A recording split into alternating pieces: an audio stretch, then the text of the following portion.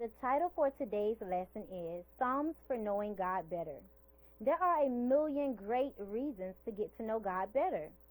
The book of Psalms tells us a lot about Him, including what we can expect, what upsets Him, and how generously fantastic of a God He truly is. It's easier to understand God's love if we look back on some of the other religions of the world.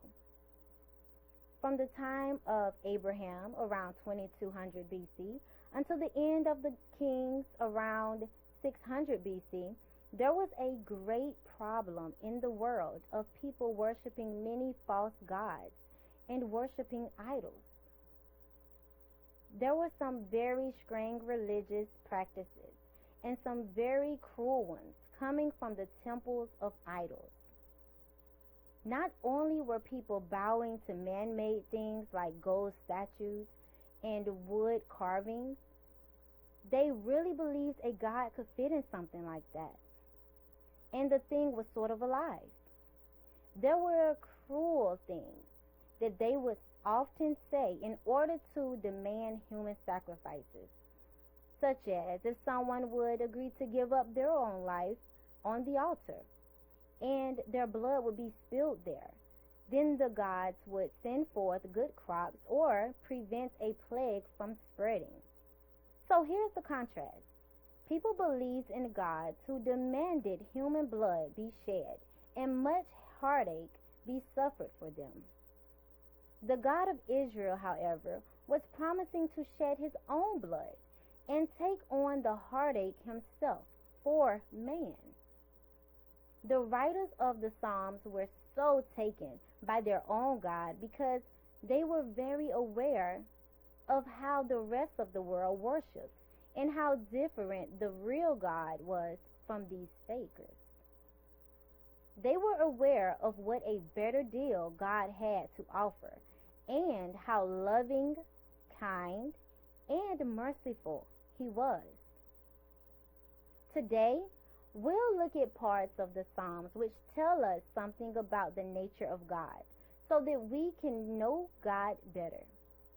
How strong He is, how willing He is to help, and what actually can make Him mad. Psalms 8 shows that God is a master artist, a loyal guardian to His creation, and a being who cares more than we can comprehend. Psalms chapter 8, verse 3 through 5 reads, "When I look at the night sky and see the work of your fingers, the moon and the stars you set in place, what are mere mortals that you should think about them? Human beings that you should care for them. You gave them charge of everything you made, putting all things under their authority." You will sometimes hear skeptics say, the God of the Bible can't be real. The heavens are too vast, and nothing that created the world could actually care about this little planet and the people who live on it. But they are not giving our God enough credit. We know the psalmists were aware that the heavens were vast, because the Egyptians were aware, and the Sumerians were aware, and they all swapped information. They all were already aware of the planets and the stars, and great contrast of space between them, having the same grand overview of the world as we have today. They clearly stated that God does care deeply about man. It seems unbelievable to us, but that doesn't make it false. God created man a little lower than the angels. God did create the entire world, and He does love us individually. Isn't it great? I think it's amazing. So let's talk about something slightly uncomfortable. Does God get mad? This psalm says He does. So, what makes Him mad? when he's mad. What does he do? Let's make this simple. If you take all of the Bible and everything God advises man to do and not to do, and you see what made him mad in the Bible, you will see that there are only one thing that makes him mad. That thing is heartache. Whether it is his heart or man's heart, God does not like heartbreak, and it will make him mad. So then, how exactly do we make him mad?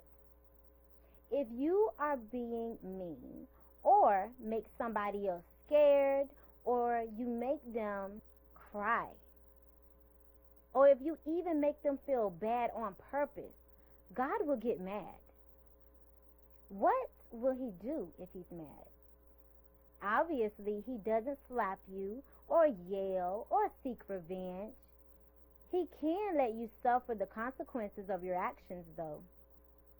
He can make sure you get caught. One thing that we can be sure of is that he will always sympathize and make himself available to the person who has been hurt.